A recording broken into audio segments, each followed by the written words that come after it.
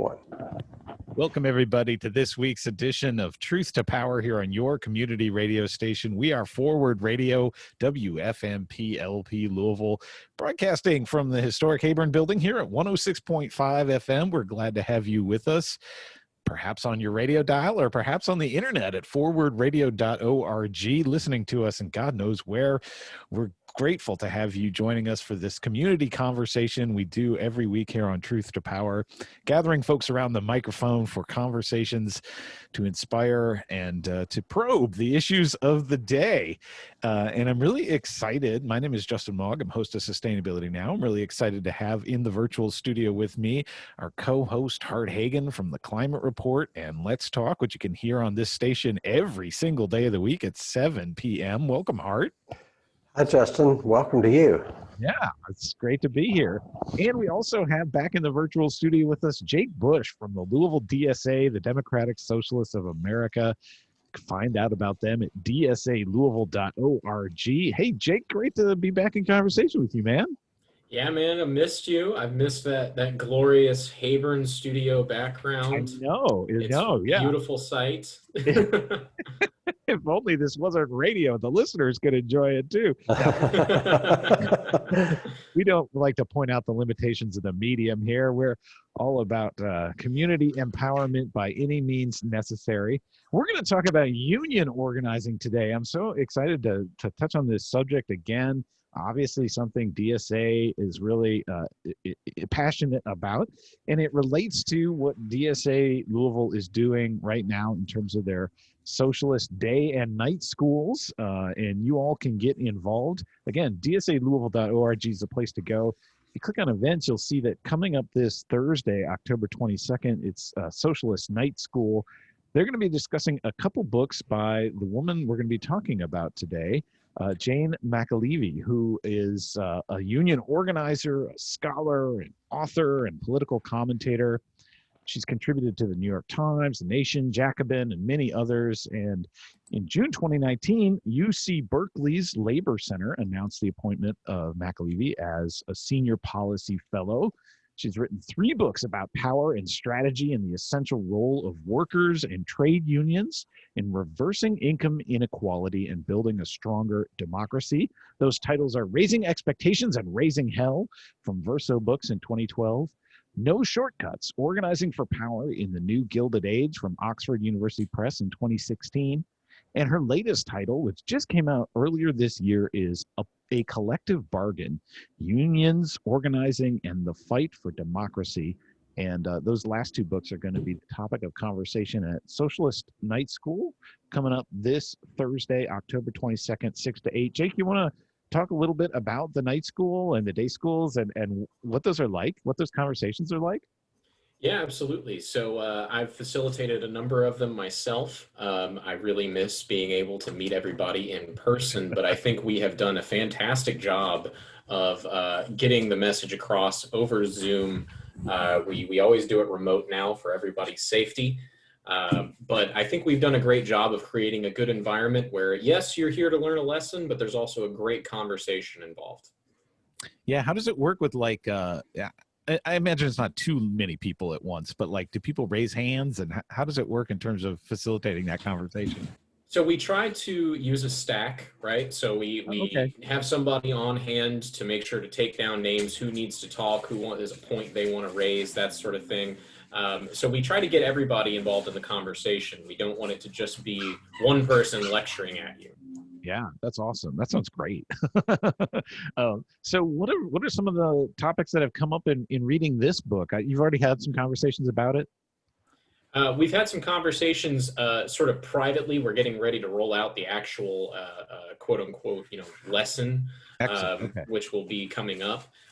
But the things that we really want to talk about is how do we build a roadmap to organizing in the modern age and in our context in Kentucky. Yeah. Because a lot of people, when they think of organizing, they think of very specific jobs, highly educated people, and that's not always the case of where we need to be organizing. So that's really what we want to try to get out of this, is try to raise people's consciousness and raise their confidence that they can organize in their workplace. And of course, this is really relevant to the times we're in. I can think of no more pressing issue than the inequality we're facing in America. It's certainly top of people's minds as we look at perhaps a new member of the Supreme Court, perhaps a second term of Donald Trump and all of his cronies, Mitch McConnell. I mean, we are in the new Gilded Age for sure. And there are a lot of parallels between this Gilded Age and the one in the 1800s, right? Yeah, no doubt about it. I mean, that's the thing. I mean, it blew my mind back in 2016 when Trump was elected, and there was this new sort of fire amongst working people in this country of feeling like the Democrats had left them behind. Liberalism was kind of hitting a dead end of what to do about it. You saw a lot of people buying like the Communist Manifesto, Really? which, hey, I'm not complaining.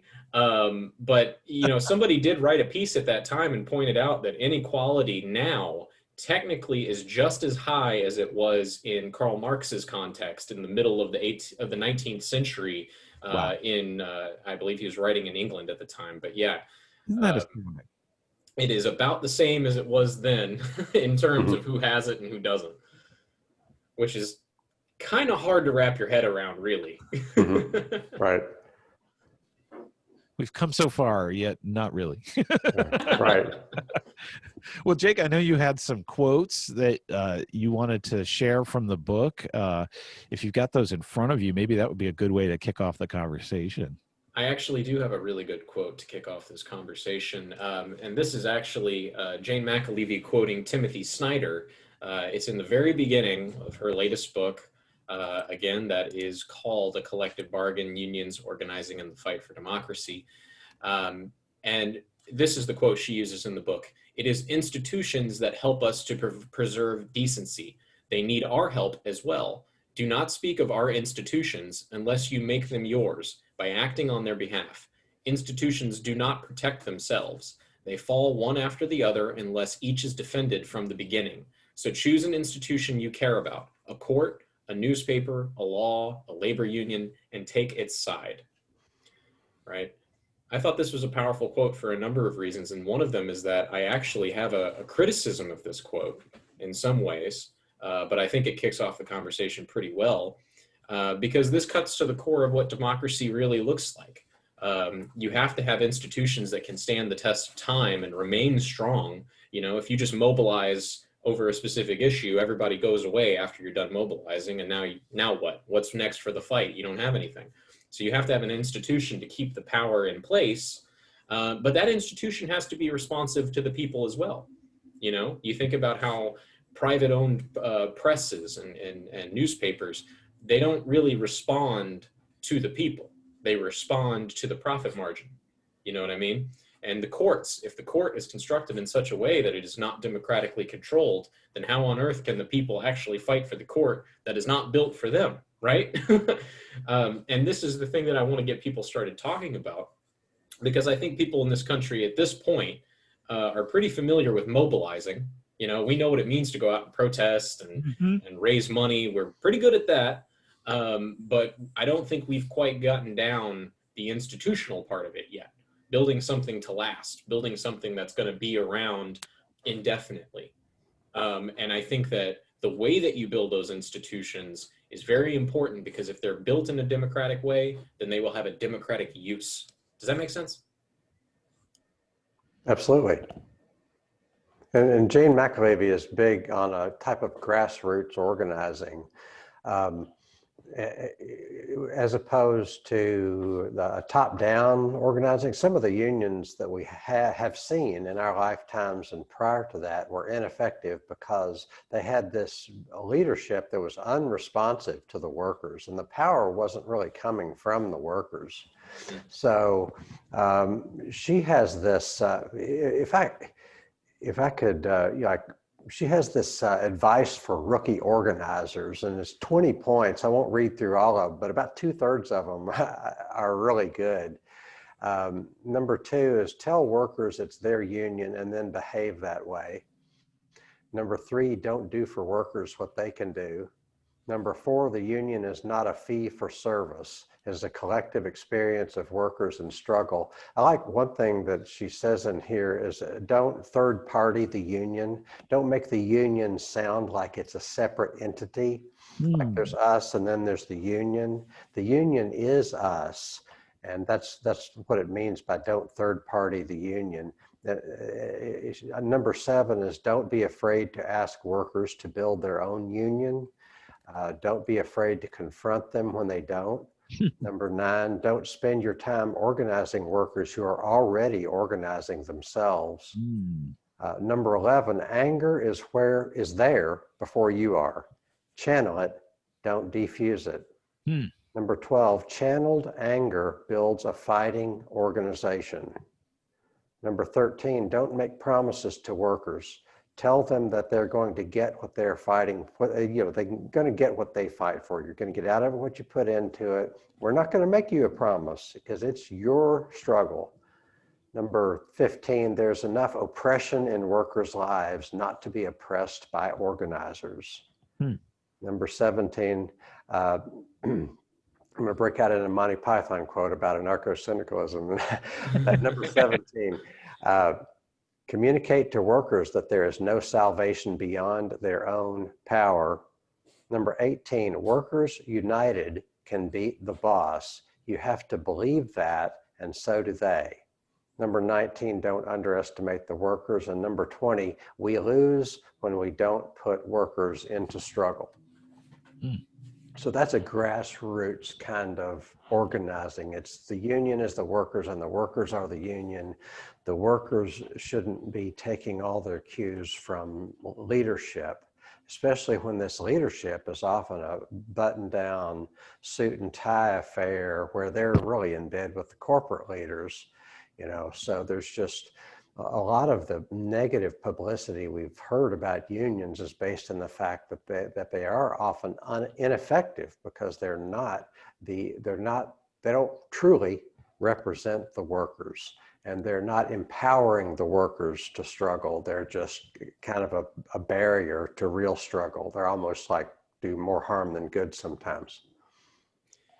Yeah, and if I may, I know that we're reading a lot of quotes here, but just to add to this, she also says that it's helpful to think of a union as a mechanism, right? Nothing makes it inherently good or bad. Its internal rules heavily influence its effectiveness, all right? Now, if the governance systems encourage participation by the best and most diverse workers, the union will reflect the best and most diverse workers' values. If the organization is a do-nothing union, it will reflect the least good values among the workforce, right? And so this is the thing that I think some of those points that Hart was raising, and this quote here as well, they really point to the idea that the internal structure of any organization, a union or not, but particularly something like a union, is of the utmost importance, right? Because if you don't form an organization democratically responsive to the workers, bringing out the best of the workers' capacity, then that organization will fail, right? If you don't shore up the inside of your house, so to speak, then you can't really do too much. You actually have to build up the capacity internally in order to externalize the worker power. Am I making sense here? Am I doing the Jake thing where I just kind of like start rambling and everybody's like, what the heck are you talking about? What we love about you, Jake. I know you love it, but I have a thing I want to communicate here.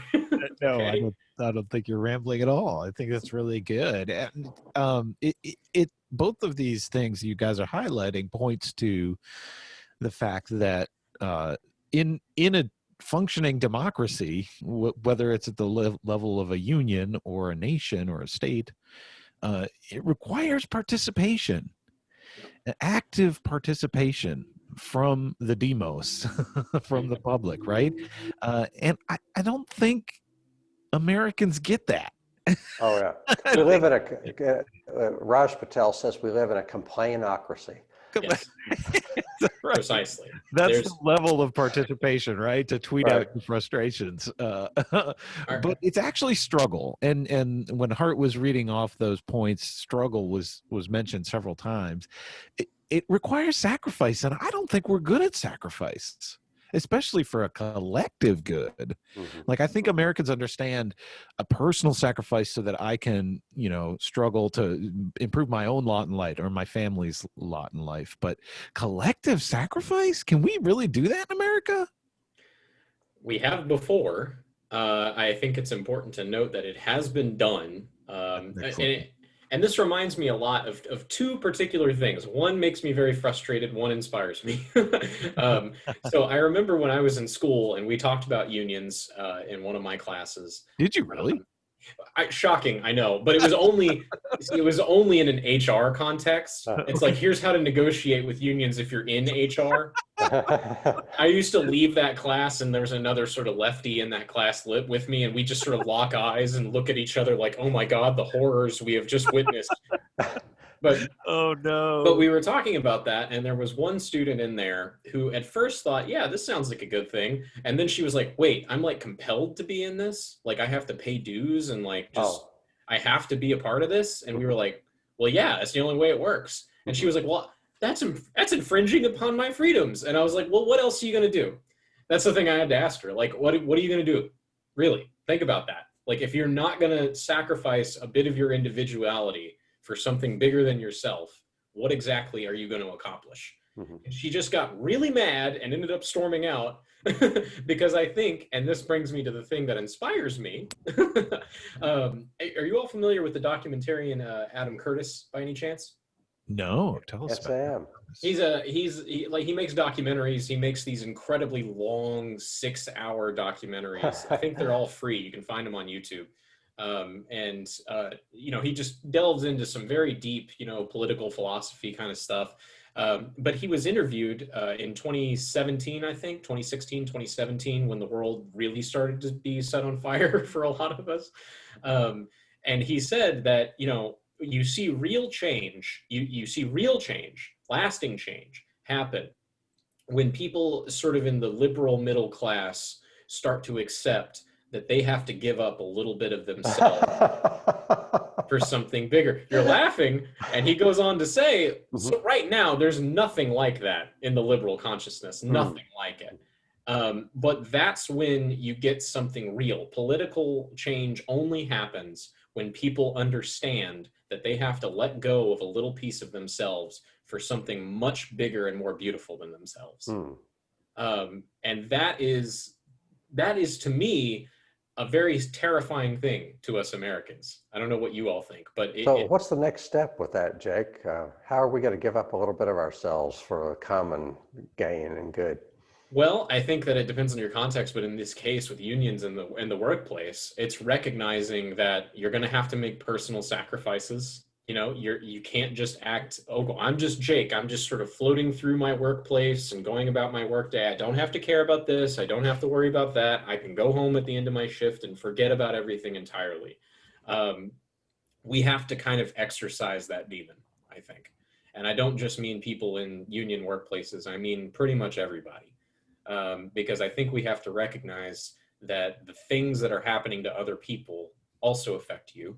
So we're talking about personal sacrifice for more common good and gain.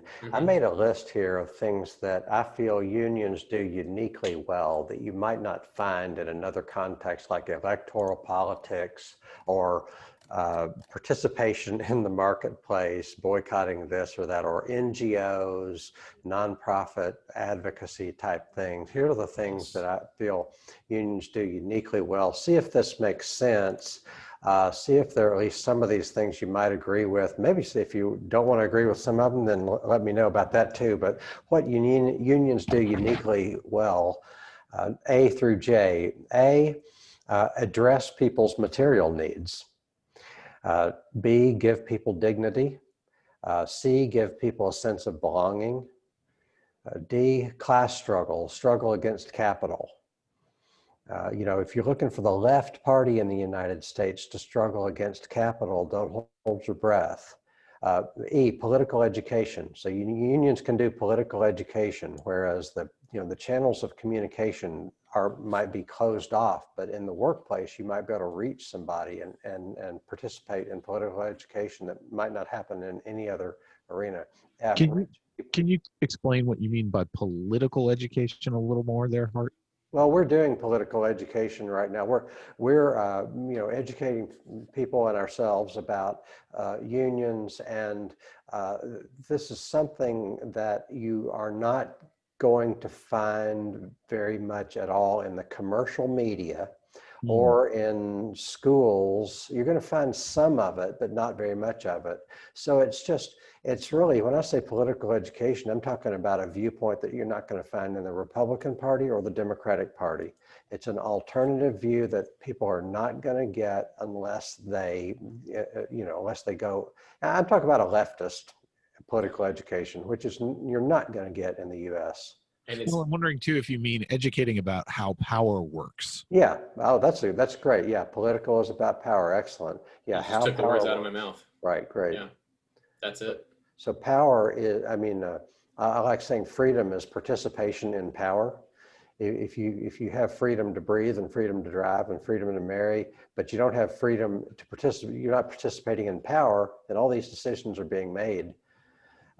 So other things that unions do uniquely well is crossing party lines.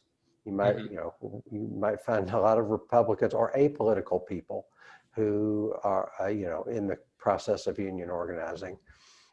Practice of genuine democracy.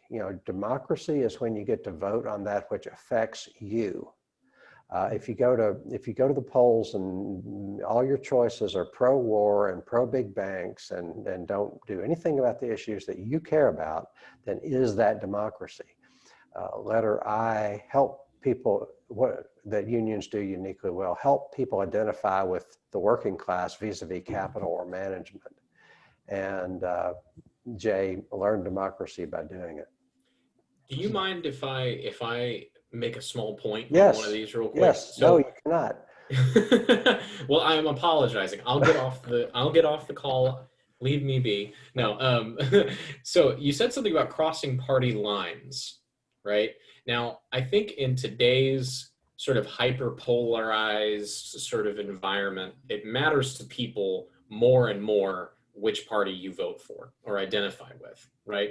That party allegiance has become sort of a very important identifier for a lot of people, a very personal, visceral sort of thing, right? And a lot of Democrats... Or the minority of people who identify as Republicans or Democrats, but go ahead. Sure. See, this is an important point, is that for most people, especially in your workplace, right? These kind of conversations really don't matter at the end of the day, especially given the fact that we're talking about unions where you have given people, and you talked about political education, there's some political education right there. When you give people something they can share, you know what I mean? That other stuff just becomes an abstraction. Does that make sense? I've got, like, I talked to, and I know that, like, I've got a buddy who works in an auto shop, right?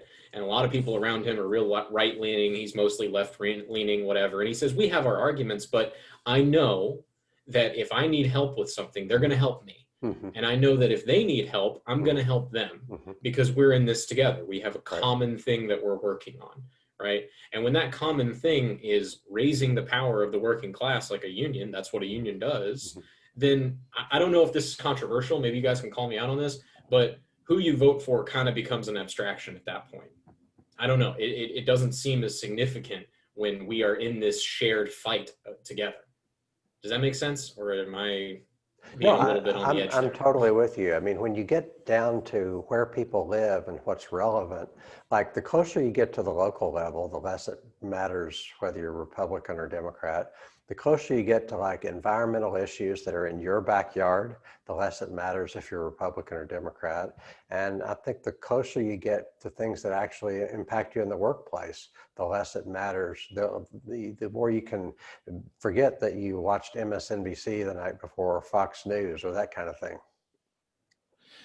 I just want to remind listeners that you're tuned in to Forward Radio. We are 106.5 FM community radio here in Louisville, Kentucky. And this is Truth to Power with me, Justin Mogg. I'm host of Sustainability Now as well, and Hart Hagan, host of the Climate Report. And Let's Talk is here, and we are talking with Jake Bush from DSA Louisville. You can learn more about them at dsalouisville.org. They're doing a socialist night school about this incredible union organizer, scholar, author, and political commentator Jane McAlevey, and her two most recent books, No Shortcuts, Organizing for Power in the New Gilded Age, and her most recent book that came out this year, A Collective Bargain, Unions Organizing and the Fight for Democracy. Hart, I wanted to ask if it matters so much who you vote for, if that's really defining people today, then are independents outcasts? Are independents outcasts? Well, are they frowned upon for not taking a stand? I mean, I'm not sure exactly what you mean by that, but we don't know. I was talking to a friend of mine last night who really cares about a woman's right to choose, and I was saying, like, if the Democrats cared about a woman's right to choose, they'd be embracing progressives, because there's nobody more, but instead they're disenfranchising progressives. They're alienating progressives. Mainstream Democrats like Biden and Harris and McGrath refuse to give people anything that they care about, like Medicare for all, or So anyway, I'm not sure if that's what you mean, but yes, there is a party that thinks it's on the left and refuses to embrace the people that could propel them into power, because they like their donors more than they like getting elected. Yeah, and I think that all the people who sort of sit outside of that two-party dichotomy, they do sort of get dumped on. It's sort of like, well, you're just get blamed for Democrats losing elections. Exactly. Go ahead. Exactly. Yeah, I mean, and that does happen. But I think that it's becoming more common to sort of sit outside of that dichotomy. I think more and more people are getting really fed up with it. I hope that leads to something productive, but we'll see. Well, and if we're going to make unions relevant to the world of today, then we have to address, I think, the common perception of unions today in America, which to me feels like unions are workers versus corporations, right? And our politics just replicates that, with unions support the Democrat and corporations support the Republicans. But it's got to be more than that, right? Okay, let's talk about whether Democrats support unions. Who gave us NAFTA? NAFTA has been one of the biggest weapons against unions brought to you by Bill Clinton. Let's look at Obama wanted to bring us TPP, which is an international trade agreement, which is NAFTA on steroids, would have been even worse. What was the two things that Obama has done since leaving the presidency is he made sure Bernie Sanders didn't get the nomination, and he ended the NBA strike. So the NBA basketball players strike, Obama comes in and ends that, as if to demonstrate that the public should not be able to see that workers create wealth for the organization, and that workers should not be empowered to make a political statement. So that's your Democrat.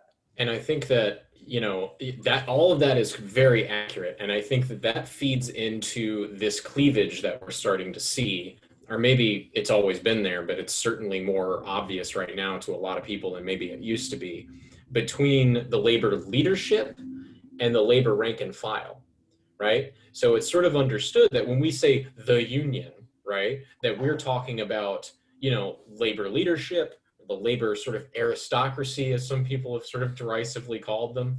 And then it also includes the rank and file workers who just make up the union, right? And I think that there is indeed a cleavage in a lot of these organizations. I talked earlier about how you have to build a democratic institution to do democratic things in the world, right? Internally and externally, it has to match up. But if you're a union, and some of these unions are not built to be particularly democratic and not particularly responsive to the workers, you do end up with that cleavage. And I think that's why you see how some rank and file members end up voting for Republicans who are anti-union, right? Which some people say, well, that doesn't make sense. And I'm like, well, yeah, it doesn't make any sense, but these workers have always been faced with the choice of, do I keep siding with the same people who keep screwing me over, which are the same people that my labor leadership that I don't like, they're telling me I have to support these people who keep screwing me. Well, no, I'm going to vote for the other guy, you know, which maybe that's an irrational thing to do, but it comes from a rational place.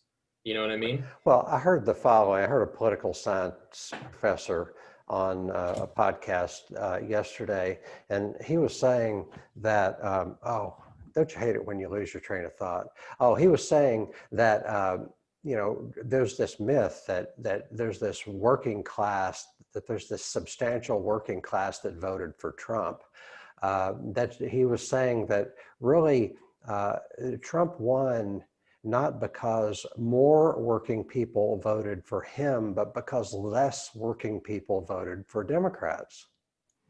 Exactly. Because they've been betrayed by NAFTA. Because you've got welfare reform, you've got NAFTA, you've got, so that was but he's a political scientist, that's one person's observation, but it makes sense if you think that the corporate Democrats are just doing less and less and less and less and less to get the vote of workers. Yeah, but only in specific states because of our electoral college. Like, right. It's not, yeah, it's it not doesn't like matter if you're not in like 4 states. Right. Don't you love having to put that asterisk on every single conversation? It just makes everything really helpful and understandable. But when you know about swing states, you can be cool because then you're really in the know about how the presidential election really works. Then you get to be a wonk. And then Arizona in a swing state all of a sudden, and then Florida is one of those battleground states this year. So I love all the policy wonk and election wonk stuff because they end up sounding like basketball radio hosts, like talk radio guys, just cranks. Gosh. Well, that's appropriate because politics, such as it is a spectator sport. You're supposed to have an opinion and you're supposed to have passion and an opinion, but you're not supposed to actually impact what goes on, in the field, just like a spectator. Especially if you live in a non-swing state like Kentucky. Right. We just sit back and watch the show. And all of this is unlike unions, which are direct politics. You are doing politics every day. And if I may, I'd like to pull another quote from McAlevey here. She says, part of what makes unions and collective bargaining so effective is that workers themselves pull up to the negotiation table to decide how to redistribute the profits they make for others and design rules that actually solve their immediate problems. No other mechanisms engage the ingenuity of workers themselves, right? So we're just talking about direct democracy here. This is straight politics. This is the real stuff. This is not a spectator sport. You're on the court. When you say direct democracy, you're saying actual democracy. It's like, this is what actual democracy really looks like in the real world, as opposed to this fake stuff that you've always seen, but you've been taught that that's democracy. And this is another example of that mutual obligation, right? That we've been talking about, and how it's so difficult for Americans to understand the concept of being obligated to somebody else who is also obligated to you, and that being a good and productive thing, right? When really that's the only way you're going to get a victory. That's the only way you get anywhere is by not being able to just cop out and say, well, I don't really want to do that. You know what I'm saying? It's saying that if somebody else needs to fight, you're going to have to fight with them. And when you go to have a fight, they're going to fight with you. You see what I'm saying? And that creates this link not only between the workers, but also the workers in the workplace. Now the workplace is really a place where that the owners have some stake, or the workers have some stake in, where meanwhile, I think in most workplaces, I know everywhere I've ever worked, I was like, I really don't care about this place. It could be anywhere in the world. I'm just here to collect a paycheck and go home. Which is not a healthy or productive way to build a society or an economy, I would think. Let me just reflect that point exactly too. I see it every day in my work at the University of Louisville. My struggle is to get the students to see the university as theirs and not just a place that could be anywhere in the world, right? And if the students took ownership of the place, it would be so much better, not just for them, but in terms of our global impact, sustainability, diversity, like all of these concerns that because the students don't take ownership of the place, don't feel ownership of it, it tends to just grind on with the status quo. Yeah, and the question is always, what's in it for them, right? As with all questions when we're talking about having this sort of real democracy, a genuine democracy, you got to really demonstrate, and this is just part of the organizing itself, you have to really demonstrate what's in it for you to take ownership of this place and really build a strong community tie. You know what I mean? That's the real question that I think a lot of people, I know people my age, because I didn't grow up with unions. I didn't grow up knowing anything about why you should have a union. I had a lot of reasons why you shouldn't drilled into my head. But that's something that I think that is very important for the organizing process, is just demonstrating to working class people, like, no, you can have an ownership stake in this, and here's why you should.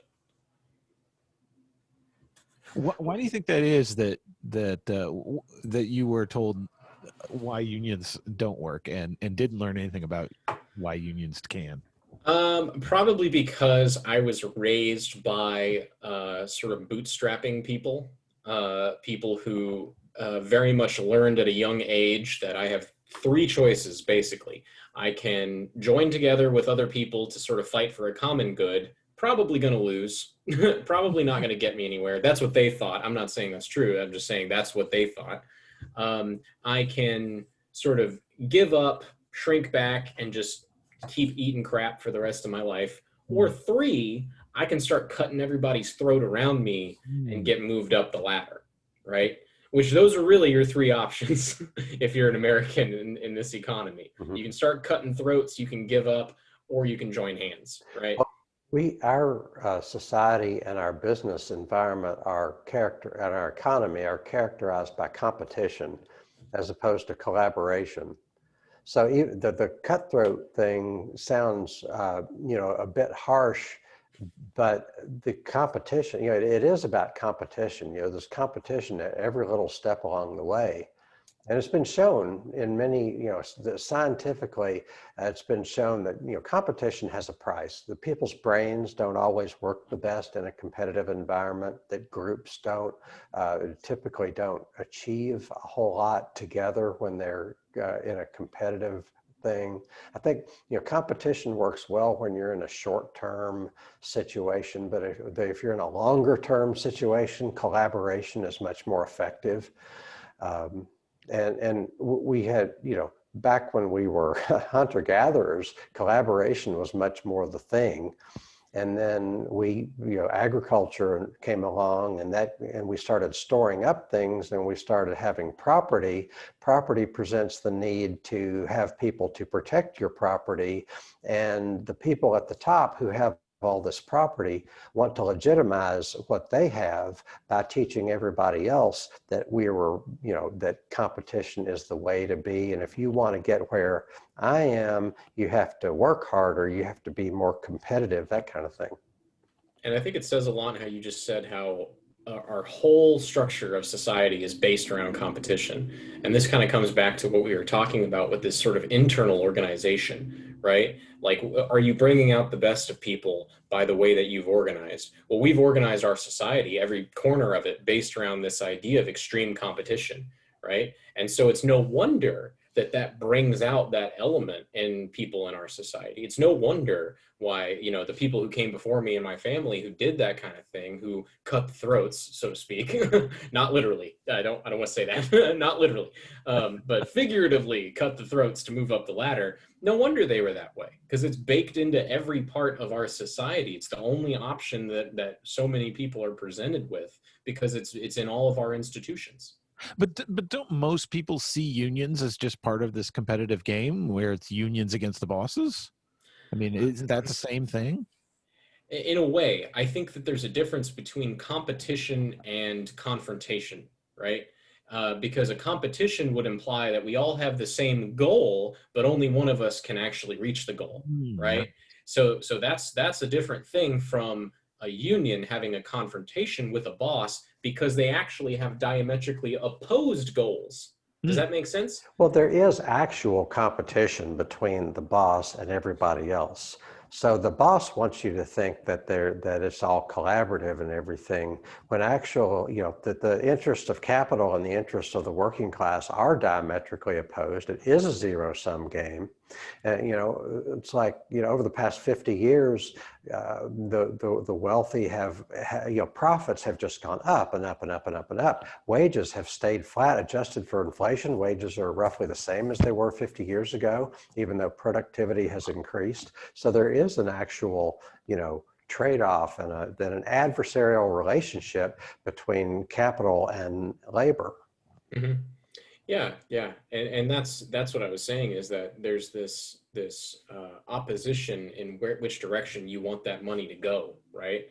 And so when the boss says, well, I want to make my profit margins thicker, and you say, well, I want my wages to be higher, those two things can't happen at the same time. They just can't. And that's where you see that head-to-head confrontation, rather than the worker saying, I want this raise rather than you. Right, we both want the same thing. It's not just money. Jane McAlevey talks about how a lot of the times the key issues in the strike are not, about pay and benefits, right? And it's about, the capital wants to dehumanize people, and safety, working conditions, hours. Not being able to know how many, either being overworked with too many hours or being underworked with never knowing how many hours you're going to have. Capital just, and it's not about capitalists being bad people. It's we're in a system where the corporation is legally bound, legally and financially obligated to maximize profits, period. End of story. And that means dehumanizing people. That means extracting from people as much as you can. And so there is a humane and humanitarian reason to work for workers to be more organized so that they don't have to be dehumanized like that. And that's where that collaboration among the workers is a humanizing thing and can lead to a more actual civilization rather than just barbarism that passes for civilization. Which is why I loved your point about how unions are particularly good at advancing human dignity. You're listening to us here on Truth to Power. We're having a great conversation here on Forward Radio about the work of Jane McAlevey, a union organizer and author of several books that are in discussion at the Socialist Night School happening here. Thanks to the DSA Louisville. You can learn more at dsalouisville.org and perhaps join in this Thursday, 6 to 8 p.m. It's going to be the night class on some of the chapters in No Shortcuts, Organizing for Power in the New Gilded Age, and also in the book A Collective Bargain, Unions, Organizing, and the Fight for Democracy. My name is Justin Mogg. I've got Hart Hagan in the virtual studio with me, along with Jake Bush from DSA Louisville. I imagine most of our listeners are listening to this and thinking, aren't unions irrelevant now? Hasn't the nature of work itself changed so much, especially if you think about millennials in the gig economy? There's not a shop floor and a boss in a lot of cases, right? There's algorithms. And so let's talk about that. How does union organizing look like in the new economy? I think that we're seeing some really inspiring things happen in these sectors of the economy that, like you said, are not, sort of the traditional model of what a unionized workplace looks like. And I think that it's been I know it has been a deliberate effort by the ownership class, the capitalist class, whatever you want to call them, to shift work in this direction of things like Uber instead of taxi cabs, because it is much harder to organize, but we have seen people do it.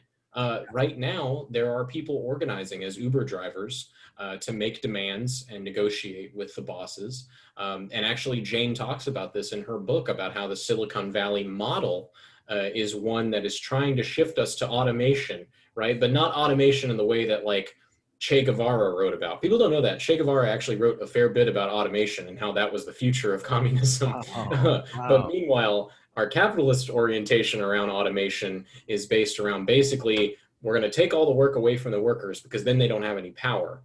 And we're going to pay them like a guaranteed basic income or something like that just to keep them alive so they can consume. But Because that's their purpose. exactly.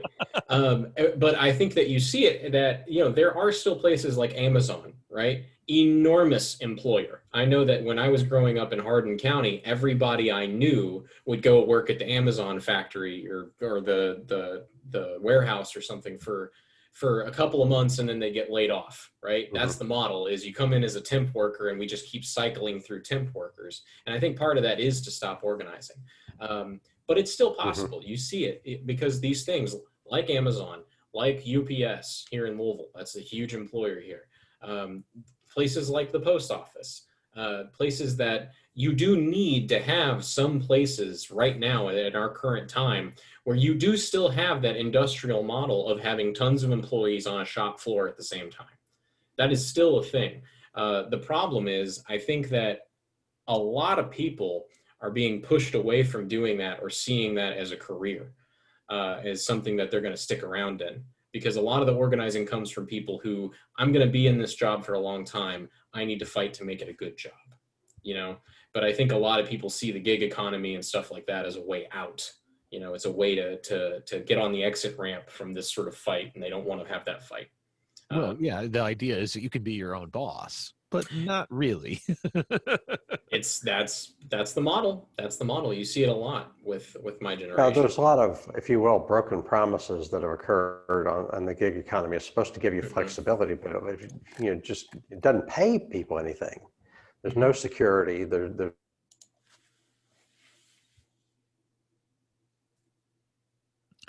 Yeah, I mean, the lack of security is driving people to desperation, and it's also driving them to disruption as a tactic. And Jake, I know you had a quote you wanted to share from Jane McAlevey's work that relates to that, the being impossible to ignore, right? Yeah. So she wrote a bit about her experiences on a certain picket line, right, very recently. And here's a very short quote. It says, workers from other unionized hospitals showed up with barbecue grills to cook and serve food. Passing cars and trucks were blaring their horns, disturbing the quiet of the neighborhood. The workers were impossible to ignore. This is the key right here. You know, and this is the key, not just in union organizing, but in all organizing, all demonstrations, it's disruption. And part of it is to disrupt the flow of capital, because that's how you get the bosses to listen to you if you cut into their profit margins. There's a little hint for you. But the other thing is that most people are just going about their daily life. They just have to make ends meet. They're going to and from work. They got a lot of things they're thinking about. But if you were impossible to ignore, and something else that wasn't in this, she was talking about having games where people on the street would come up and play a game with the workers on the picket line.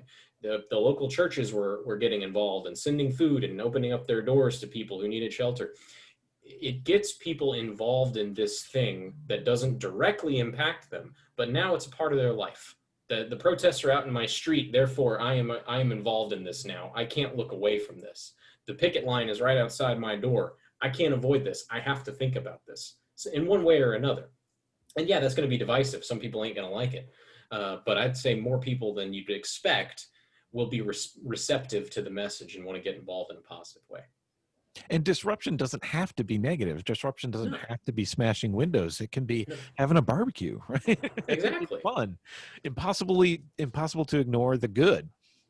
Exactly. I remember there was a demonstration by some very radical anti-abortion protesters here in Louisville a few years ago, and they wanted to set up all these horrible signs with graphic violence on them and shouting at people in the streets through megaphones and other stuff like that.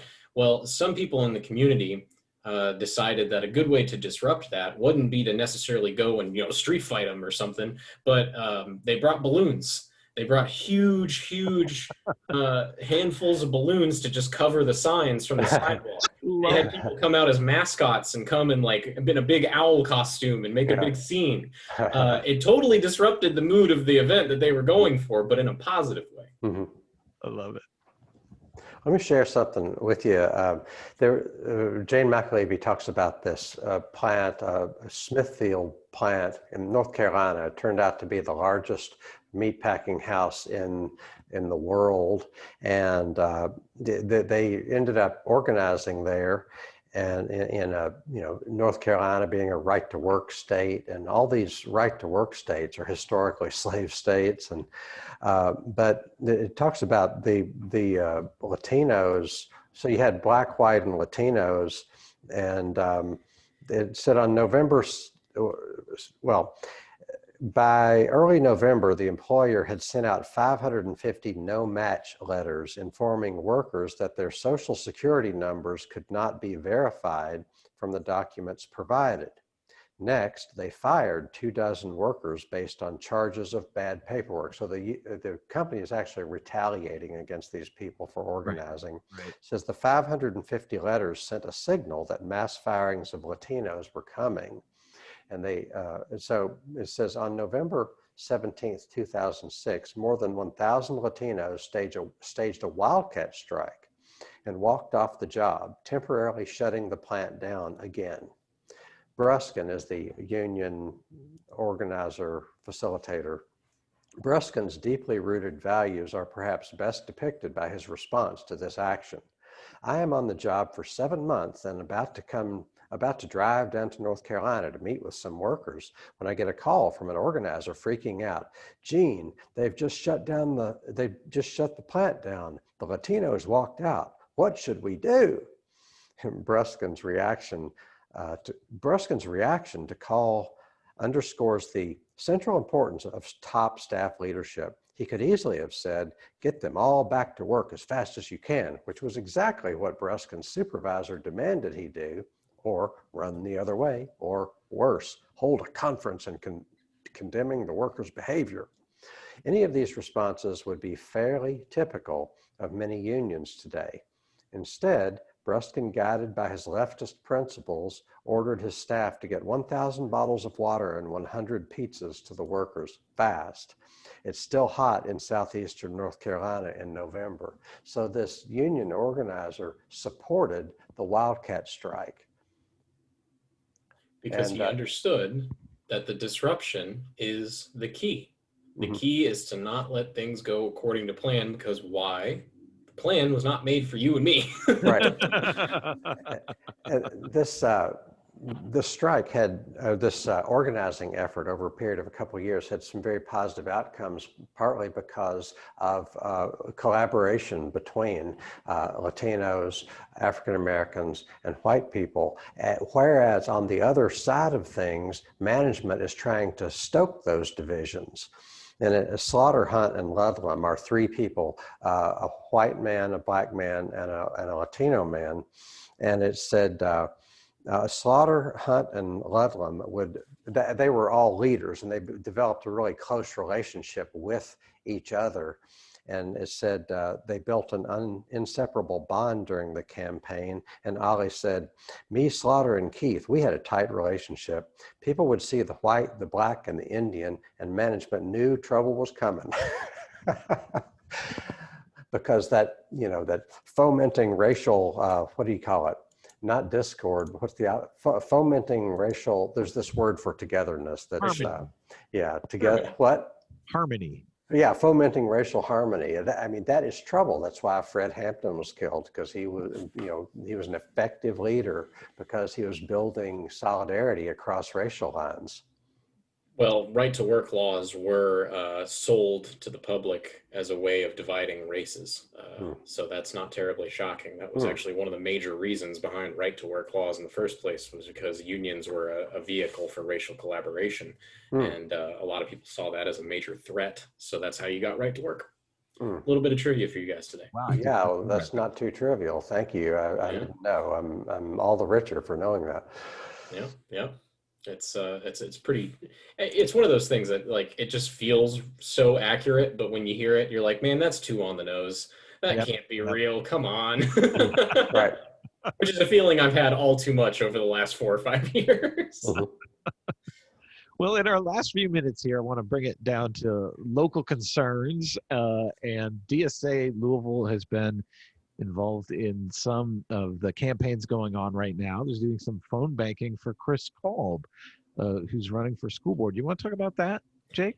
Yeah, no problem. Chris Kolb is running for re-election on the school board. He is a DSA member, and I've done a little bit of phone banking for him. I wish I could go out and knock doors, but it's not really the best time to do that. But you know, Chris has been endorsed by the teachers. He's been endorsed by a lot of community groups and activists because he is a very effective and very forceful fighter for racial equity. He's put forward racial equity plans for our schools. He's a forceful fighter for the schools themselves, the public schools. Actually, he has been really pushing hard on this tax levy that is on your ballot. Even if you can't vote for Chris Kolb, he might not be in your school board district. You will be able to vote on the tax levy question, which is basically just saying we're going to raise property taxes just a little bit. I think it averages out for most Louisvillians somewhere around like $9 a month. I think that's the average figure I've seen. But we're talking about 8 figures going to the public schools to better fund the public schools. And to me, as a homeowner in Louisville, that's about the easiest trade-off in the world for me. You know, the money I spend on, you know, pro wrestling subscriptions or whatever, like you're telling me I could spend that a month and make sure that kids are getting a really good public education. That's not a difficult question in the slightest. So, you know, Chris has been behind things like that, and he is a very loud and proud fighter for working people and racial equity here in Louisville. And I really hope he gets everyone's vote. Because the right wing is definitely organizing against him. He is a particular target, let me tell you. And generally, that's a way for me to make my decisions. If I don't know who I'm going to vote for, I'm like, well, who do I not like, and who are they voting for? Yeah, right. So yeah, definitely a big fan of Chris and all his work, man. He's a valuable part of our community. Me too. Yes, sir. Just a reminder, Forward Radio does not endorse any particular candidates, but we endorse an informed democracy. We want you to vote. We want you to start voting now. You can do it. It's painless. I went to vote earlier this week. I'm still wearing my I Voted Today band. It was so exciting to be able to vote in these in tumultuous times where it seems like we have no power, but we actually do. Right. Well, this has been a great conversation, and if folks want more, they can go to dsalouisville.org and get in on the Socialist Night School and Day School. Again, coming up this Thursday, 6 p.m., October 22nd, and then Saturday the 24th at 10 a.m. There'll be Socialist Day School continuing the conversation about Jane McAlevey's works, No Shortcuts, Organizing for Power in the New Gilded Age, and A Collective Bargain, Unions, Organizing, and the Fight for Democracy. Thank you, Jake Bush, for joining us. Anything else you wanted to say about DSA? Not too much. Just a reminder to everybody, because this is something we're always trying to pay attention to. Just be very conscious of what kind of democracy you're modeling. That's the major thing that I want to get across to everybody. It's been on my mind a lot lately. Yeah, good point. Justin, what do you got coming up on Sustainability Now? Glad you asked, Hart. I hope folks tune in to Sustainability Now on Monday evening and Tuesday morning. I'm finishing up my conversations. I've been doing a series of conversations with folks around Kentucky who are returned Peace Corps volunteers. It is the 60th anniversary of the U.S. Peace Corps, and we started off the conversation with some folks who served in the 60s. And we're going to end this week with a couple volunteers who got evacuated at the start of COVID from Madagascar. So if you're curious about that island nation in the Indian Ocean, it's a fascinating place, and they've got some great stories to share with us about that. Anything you want to promote on Let's Talk or the Climate Report, Hart? I've got some discussions coming up about Planet of the Humans, Michael Moore's movie. And Awesome. Yeah. it's been fairly critical of Big Green and some of the things that are supposed to happen under the Green New Deal, but it's an excellent movie. It's like, do we want to destroy nature while we're doing renewable energy? I think not. Do we want to do renewable energy while we're employing slave labor? I think not. Do we want, the fascist government of Bolivia to get all the money while we buy their lithium? Do we want Elon Musk to be able to overthrow, to be able to, take credit for a CIA coup against democratically elected Evo Morales? So That's just right. saying, that's some of the stuff we were talking about. That it really complicates the conversation around. Right. I love. All right, we got to do that. Yeah, stay tuned to Forward Radio. Lots of great stuff coming up, and Truth to Power will be back in your ears again in 1 week's time. Thanks for joining us, everyone. Thank you. Thank you. Nice job.